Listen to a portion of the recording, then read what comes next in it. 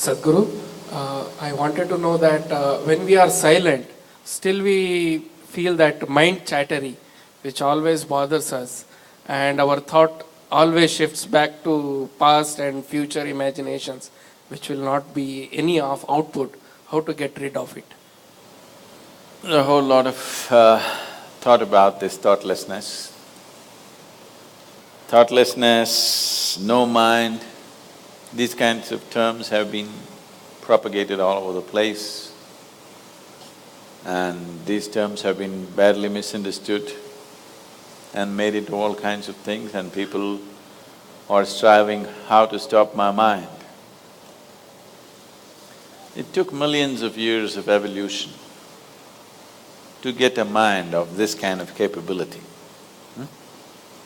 isn't it? Millions of years of tremendous amount of nature's work that today you have a mind of this kind of scope. And now you want to stop it. Why is it that you want to stop it? If your mind was constantly producing absolute pleasantness for you, would you think how to stop this mind? Would you? No. It's producing a lot of unpleasantness. That's why you're thinking of how to stop the mind. This is the first thing, wherever you go in the world, this has gone so much into people's mind.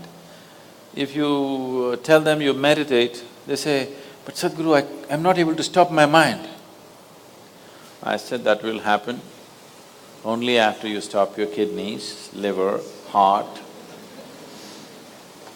You stop all these things, then the mind will also stop. Do you want it to stop? No. Then why do you want the mind to stop? Why do you have such a horrible prejudice against the mind? You don't mind if your heart is beating, you can meditate. You don't mind if your liver is working, you can meditate. Your kidneys are functioning, you can meditate. If your brain functions, you can't meditate, what is the problem? You seem to have something against intelligence, isn't it? This is the conspiracy of the stupid against human intelligence, that to meditate means your brain must be frozen. No. You don't have to freeze your brain. We were looking at this yesterday itself. We will initiate you into Shambhavi. It's a simple process. There are many ways to do it, this is one simple way.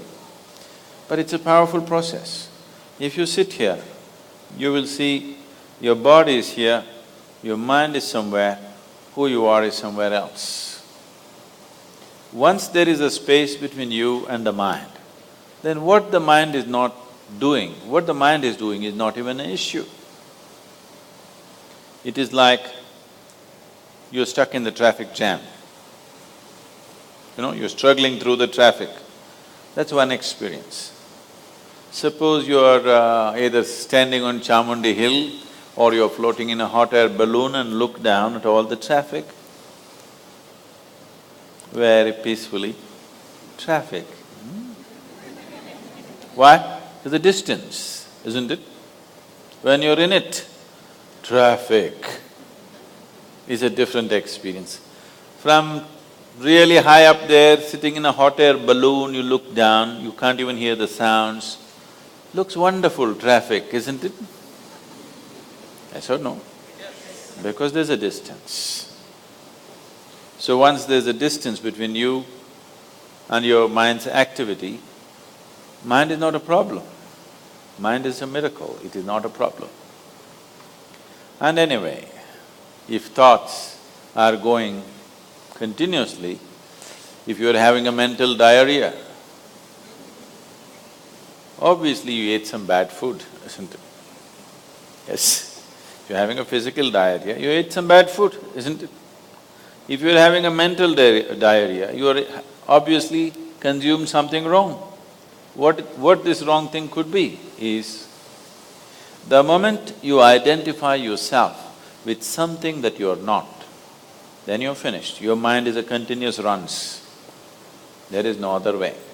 Do what you want, try as hard as you want, it is not going to stop.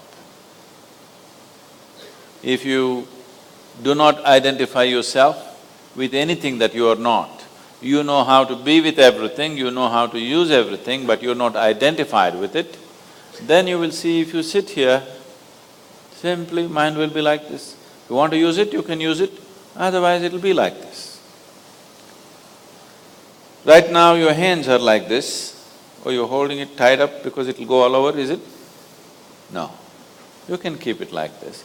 You can keep it like this, you can keep it like this. When you want to use it, you can use it. So it's a useful instrument. Suppose your hands become like this. You know, some people have become like this. Yes or no? If it becomes like this, you will become ridiculous, isn't it? If it happens to your mind, also you're equally ridiculous.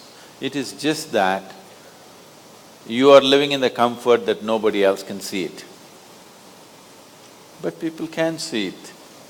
They watch you closely enough, they can see it, isn't it? And whether they can see it or not, that's not the point. The point is, the most important faculty of your life is out of control. Doesn't matter whether they can see it or not, that's not the issue. The issue is, the most important faculty in your life is out of control, doing its own rubbish all the time, not doing what you want it to do. So, if you have to be freed from this ailment, you should stop eating bad food. Wrong food or bad food means you're identifying yourself with things that you're not. If you sit here, if you're not identified with this and with this, then you will see everything is just fine. Then your mind will do what you want it to do. Otherwise, it will simply hang there, and that's how it should be.